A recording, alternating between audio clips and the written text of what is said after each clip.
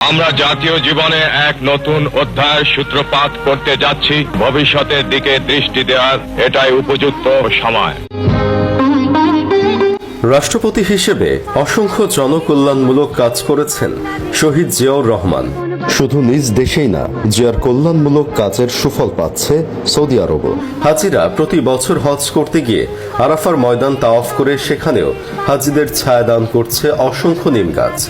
এই নিম গাছের সাথে জড়িয়ে আছে সাবেক রাষ্ট্রপতি জিয়াউর রহমানের নাম। সৌদি আরবে এই গাছকে বলা হয় জিয়া ট্রি, কারণ এই গাছ লাগিয়েছিলেন জিয়াই। বাংলাদেশের মতো একটা দেশের সাবেক রাষ্ট্রপতির নামের সাথে এই নিম গাছ অর্থাৎ জিয়া ট্রির সম্পর্ক কি? কেন জিয়া সৌদি আরবে নিম গাছ লাগিয়েছিলেন? এসব নিয়ে বিস্তারিত আলোচনা করব আজকের ভিডিওতে। আরাফার ময়দানে নিম গাছ সম্পর্কে বিস্তারিত জানতে ভিডিওটি না টেনে শেষ পর্যন্ত দেখতে থাকুন।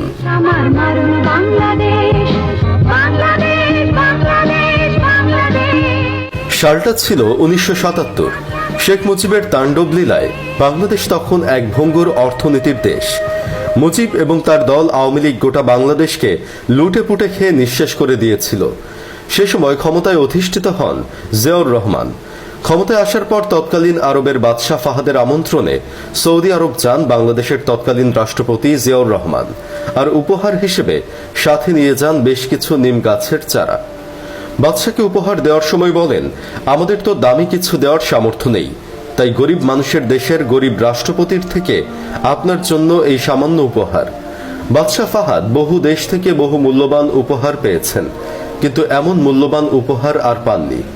আবেগে আপ্লুত হয়ে বাদশাহ জড়িয়ে ধরেন রাষ্ট্রপতি জিয়াকে। তিনি বলেন, আজ থেকে সৌদি আরব ও বাংলাদেশ পরস্পরের অকৃত্রিম বন্ধু। তিনি বাংলাদেশের উন্নয়নে অর্থ সাহায্য দিতে চান। সুযোগ বুঝে সে সময় জিয়া বলেন, শুধু বন্ধুত্ব করলেই হবে না, তোমার দেশে যা নেই আমার দেশে তা আছে, আবার আমার দেশে যা নেই তা তোমার দেশে আছে। সৌদি বাদশাহ থতমত খেলেন। গরিব একটা দেশের প্রেসিডেন্ট বলে কি? জিয়াউর রহমান আবারও বললেন, আমার দেশে অনেক পরিশ্রমী মানুষ আছে, তারা অনেক কাজ করতে পারে, আর তোমার দেশে যেমন কাজ আছে তেমনি টাকাও আছে। আমার দেশের উন্নয়ন কাজের জন্য, আপনার দেশের উন্নয়ন কাজের জন্য হাজার হাজার শ্রমিক দরকার। একটি নব্য স্বাধীন মুসলিম দেশের জন্য যদি আন্তরিকভাবে সাহায্য করতে চান, তবে আমার দেশের বেকার মানুষদের কাজ দিন। বাদশাহ ফাহাদ রাজি হলেন। উন্মোচিত হলো এক নতুন দিগন্ত। বাংলাদেশের মূল্যবান জনশক্তি প্রথমবারের মতো রাষ্ট্রীয়ভাবে বিদেশে রপ্তানি শুরু হলো, যা পারেননি শেখ মুজিব। মুজিব সরকার ব্যস্ত ছিল তার ক্ষমতাকে পাকাপোক্ত করতে। দেশের মানুষের কথা ভাবার এত সময় তার ছিল না। এখানেই শেষ নয়, বিদেশে প্রশিক্ষিত শ্রমিকের বেতন বেশি হওয়ার কারণে তিনি দেশব্যাপী কারিগরি শিক্ষা প্রতিষ্ঠান স্থাপন করে বাংলাদেশের বেকার যুবকদের দ্রুত প্রশিক্ষিত করার ব্যবস্থা করলেন।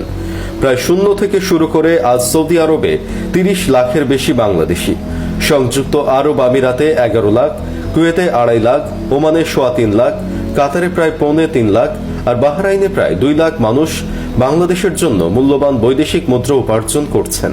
আজ সমগ্র বিশ্বে বাংলাদেশের শ্রমিকদের যে শ্রম বাজার তৈরি হয়েছে তার একক কৃতিত্ব শহীদ রাষ্ট্রপতি জিয়াউর রহমানের। প্রতি মাসে প্রায় $3 বিলিয়ন রেমিটেন্স আসে